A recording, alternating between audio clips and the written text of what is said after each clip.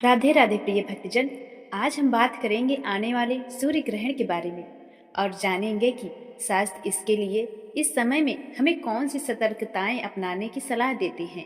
आकाश में होने वाला यह खगोलीय परिवर्तन साधारण नहीं होता। विष्णु पुराण, स्कंद पुराण और मत्स्य पुराण जैसे ग्रंथों में ग्रहणों का विस्तार से वर्णन मिलता है। खास बात यह है कि इस बार पितृपक्ष की शुरुआत में पूर्णिमा पर चंद्र ग्रहण से शुरू हुई थी और समापन अमावस्या के दिन सूर्य ग्रहण से होगा। ब्रज की एक बोली में कहा जाता है कि एक मास दो गहना, राजा मरे या सेना। इसका अर्थ यह है कि कम समय में दो ग्रहण होना शुभ संकेत नहीं माना जाता है। धार्मिक मान्यता के अनुसार ग्रहण का असर केवल व्यक्ति की जन्म कुंडली पर ही नहीं, सामूहिक वातावरण पर भी पड़ता है। पुराणों में वर्णित है कि राज्य और समाज में कलह बढ़ सकती है, परिवारों में मतभेद पैदा हो सकती है और घर में लड़ाई भी हो सकती है। बीमारियां और महामारियां फैलने की आशंका रहती है। फसलें और अन्य पर विपरीत असर पड़ सकता है। पके हुए फसल काटते समय के समय बारिश हो सकती है। अनहोनी दुर्घटनाएं या प्राकृतिक आपदाएं बढ़ सकती हैं। यह ध्यान रखना जरूरी है कि ये बातें शास्त्रीय मान्यताओं पर आधारित हैं। हर व्यक्ति पर इसका असर अलग अलग होता है। ग्रहण में क्या करें और क्या नहीं करें ये भी जान लें, क्योंकि इसी से बचा जा सकता है। शास्त्र बताते हैं कि ग्रहण काल में मंत्र जप, स्तोत्र पाठ और दान पुण्य का फल अनेक गुना बढ़ जाता है।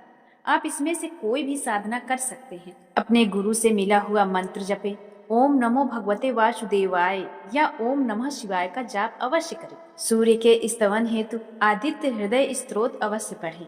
ओम घृण सूर्याय नमः का जप भी उत्तम माना गया है। गीता राम रक्षा स्तोत्र या विष्णु सहस्त्र नाम का पाठ लाभकारी है। ग्रहण आरंभ होते समय स्नान करें, स्वच्छ वस्त्र धारण कर संकल्प लें और शांत मन से जप आरंभ करें। ग्रहण समाप्ति के बाद फिर से स्नान करें और संभव हो तो जरूरतमंदों को दान दें, गौ सेवा करें या अन्य पुण्य कार्य करें। ग्रहण जैसे प्राकृतिक परिवर्तन समय समय पर आते रहते हैं। डरने की बजाय हमें संयम, श्रद्धा और सकारात्मक के साथ भगवान के स्मरण में रहना चाहिए। जो भी साधना हम ग्रहण काल में करते हैं उसका पुण्य अच्छे कहा गया है, अर्थात कभी समाप्त नहीं होता।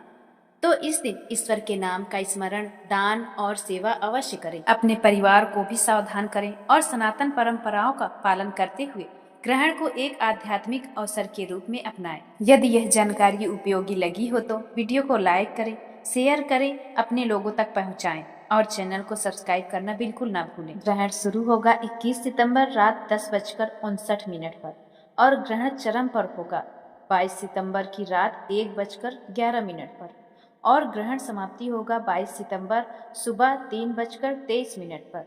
तो प्रिय भक्तजन, इस समय का विशेष ध्यान रखें, विशेषकर गर्भवती महिलाएं विशेष इस दिन ध्यान रखें। फिर मिलते हैं नई जानकारी के साथ, तब तक के लिए श्री राधे राधे।